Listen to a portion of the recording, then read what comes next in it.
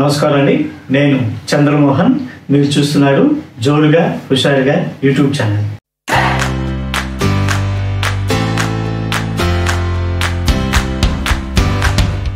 వీడియోలోకి వెళ్ళే ముందు మీకు ఒక చిన్న రిక్వెస్ట్. మీరు ఈ ఛానల్ని ఫస్ట్ టైం చూస్తున్నట్లయితే ప్లీజ్ దయచేసి ఛానల్ని సబ్స్క్రైబ్ చేసుకోండి. ఆ పక్కనే ఉన్న బెల్ ఐకాన్ని ప్రెస్ చేయండి. మీరు ఆల్రెడీ సబ్స్క్రైబ్ చేసుకున్నట్లయితే మీరు మీ కామెంట్స్ని దయచేసి ఏదో ఒక కామెంట్ బాక్స్లో పెట్టండి. అలాగే వీడియోని లైక్ చేయండి, మీ ఫ్రెండ్స్కి షేర్ చేయండి. మరి వీడియోలోకి వెళ్ళిపోదామా? ఈరోజు నేనేం చెప్పబోతున్నానో మీకు ఆల్రెడీ తమ్నైల్లో చూసేశారు కాబట్టి నేరుగా విషయానికి వచ్చేద్దాం. యుఎస్ వీసా అంటే ఎందుకంత క్రేజ్? మనకే కాదు, దేశాల వాళ్ళందరికీ కూడా యుఎస్ వీసా అంటే చాలా క్రేజ్. ముఖ్యంగా మన భారతదేశంలో అది కూడా మన తెలుగు వాళ్ళకి చాలా క్రేజ్. ఎంత క్రేజ్ అని అంటే చిలుకూరి బాలాజీని వీసా బాలాజీ అని మార్చేసే అంతగా.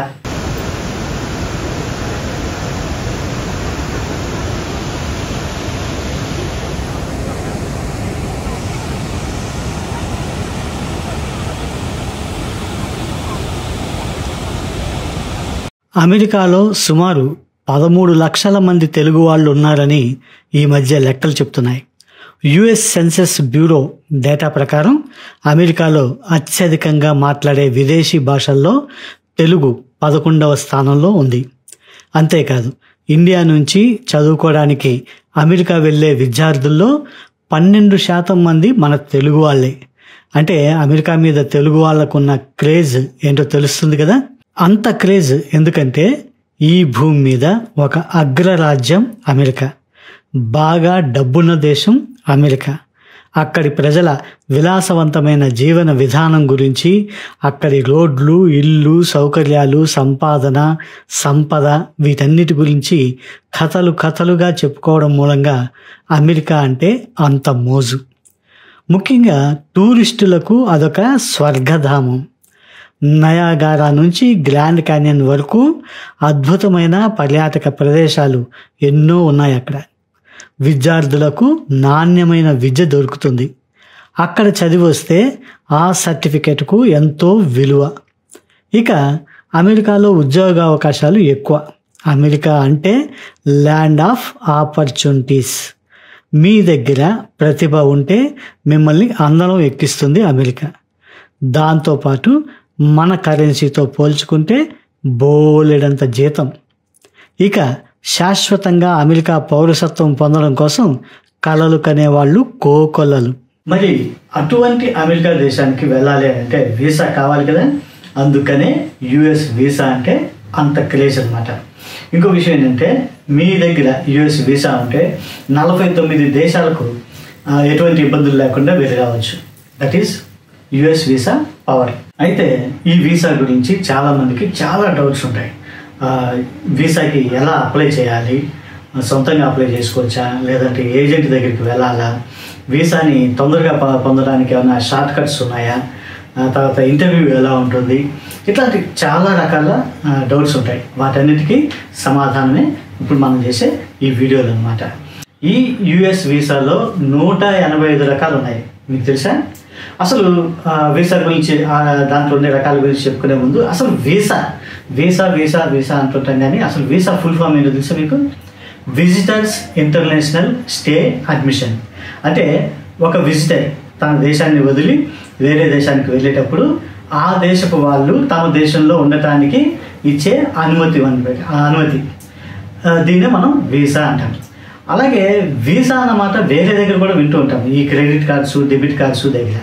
మరి ఆ వీసాకి మీనింగ్ ఏంటంటే వీసా ఇంటర్నేషనల్ సర్వీస్ అసోసియేషన్.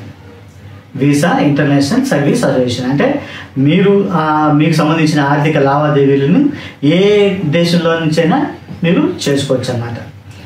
ఇది వీసాకి మరి పాస్పోర్ట్కి తేడా ఏంటి అంటే, పాస్పోర్ట్ అనేది మీ దేశపు వాళ్ళు మీకు, అంటే ఇతను మా పౌరుడు అని చెప్పేసి ఇచ్చేటువంటి గుర్తింపు అనమాట. ఏ దేశానికి సంబంధించిన వీసా, ఏ దేశానికి సంబంధించిన పాస్పోర్ట్ ఆ దేశానికి ఉంటుంది. అలాగే వీసా అనేది ఒక దేశం నుంచి ఇంకో దేశానికి వెళ్ళాలంటే అది వీసా అనమాట. ఆస్ట్రేలియన్ వీసా, ఆస్ట్రేలియా వెళ్ళాలంటే ఆస్ట్రేలియన్ వీసా కావాలి, యుఎస్ వెళ్ళాలంటే యుఎస్ వీసా కావాలి, అలాగే సింగపూర్ వెళ్ళాలంటే సింగపూర్ వీసా కావాలి. అలాగే వాళ్ళు పరాయి దేశం వాళ్ళు మన భారతదేశానికి రావాలంటే కూడా ఇండియన్ వీసా కావాలి. యుఎస్ వీసా రకాల విషయానికి వస్తే యుఎస్ వీసాలో ముఖ్యమైనటువంటి 2 రకాలు అన్నమాట. ఒకటి ఇమిగ్రెంట్ వీసా, ఇంకోటి non immigrant visa. Immigrant visa అంటే మీరు వెళ్ళి అమెరికాలో ఉండాలి అంటే అమెరికాకి వలస వెళ్ళాలి అని అనుకుంటే కనుక దానికి సంబంధించింది immigrant visa. Non immigrant visa అంటే మీరు టెంపరీగా అమెరికా వెళ్ళి కొన్ని రోజులు ఉండి వచ్చేటది, పర్పస్ ఏదైనా కావచ్చు, కొన్ని రోజులు ఉండి తిరిగి వచ్చేసేస్తే మీరు నాన్ ఇమిగ్రెంట్ వీసాకి అప్లై చేసుకోవాలి. ఇకపోతే ఈ నాన్ ఇమిగ్రెంట్ వీసాలో ముఖ్యమైన వీసా రకాలు ఏమవుతున్నాయో వాటి గురించి ఇప్పుడు చెప్పుకుందాం. ఇదేంటంటే ఫారిన్ గవర్నమెంట్ అఫీషియల్స్, తర్వాత డిప్లొమాట్స్, వీళ్ళకి ఇచ్చేటువంటి ప్రత్యేకమైన వీసా అనమాట. అలాగే O1, ఇప్పుడు మన ఫిల్మ్ వాళ్ళు అక్కడికి వెళ్ళి ఏదో సాంగ్ షూట్ చేసుకుందాము లేదంటే ఇంకేదైనా చేద్దామని చెప్పేసి అట్లా వెళ్తూ ఉంటారు కదా, సో వాళ్ళకి ఇచ్చేటువంటి వీసా O1. ఈ O1తో పాటు అంటే వీళ్ళతో పాటు ఈ ఆర్టిస్టులతో పాటు క్రూ కూడా వెళ్తూ ఉంటారు కదా, వాళ్ళకి ఇచ్చేటువంటిది O2 అనమాట. ఇకపోతే పి అనేది ఏంటంటే ఇప్పుడు సపోజ్ ఒక సంగీతం సంబంధించిన ఆ ప్రోగ్రామ్స్ ఇవ్వడానికి వెళ్తుంటారు, డ్యాన్స్, కూచిపూడి, భరతనాట్యం ఇట్లాంటివి ఇవ్వడానికి అమెరికాలో ప్రోగ్రామ్స్ ఇవ్వడానికి వెళ్తుంటారు.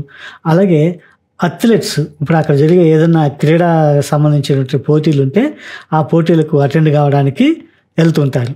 సో వాళ్ళకి ఇచ్చేటువంటిది వీసా పి అనమాట. ఇకపోతే ఎల్ అనే వీసా. ఇది ఏంటంటే ఇప్పుడు అమెరికాలో ఒక మెయిన్ బ్రాంచ్ ఉంటుంది, అమెరికాలో మెయిన్ ఆఫీస్ ఉంటుంది, ఇండియాలో బ్రాంచ్ ఉంటుంది.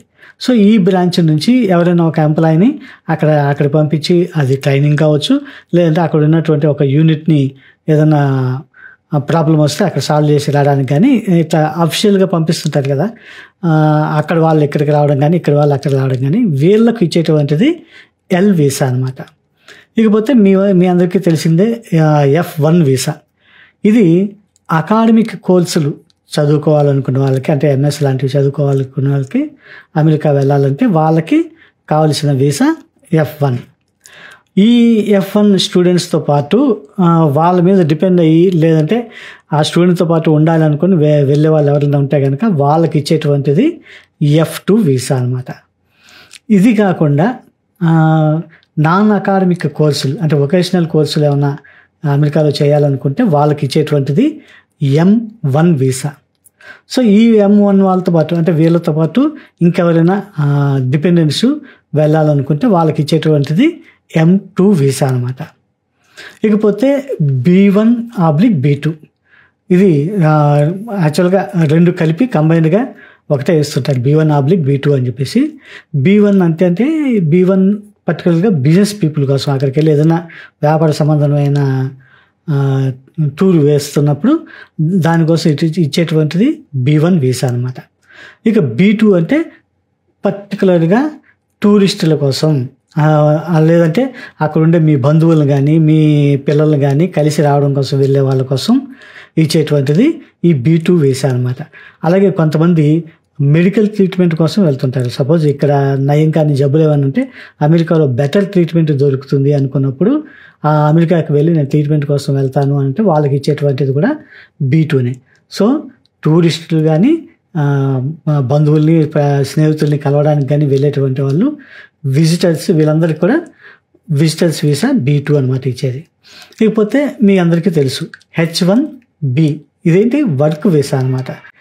దీన్ని United states citizenship and immigration services USCIS ఈ విభాగం వాళ్ళు ఈ వర్క్ వీసాని H1B వీసాని ఇస్తారు. ఇది అక్కడ పనిచేసే వాళ్ళకు మాత్రమే ఇస్తారన్నమాట. ఈ వీసా అనేది అమెరికాకి వెళ్ళడానికి ఒక అనుమతి మాత్రమే. అంటే అమెరికా లోపలికి వెళ్ళాలంటే ఇది మీరు ఎయిర్పోర్ట్ వరకు వెళ్ళడానికి వీసా పనికి వస్తుంది.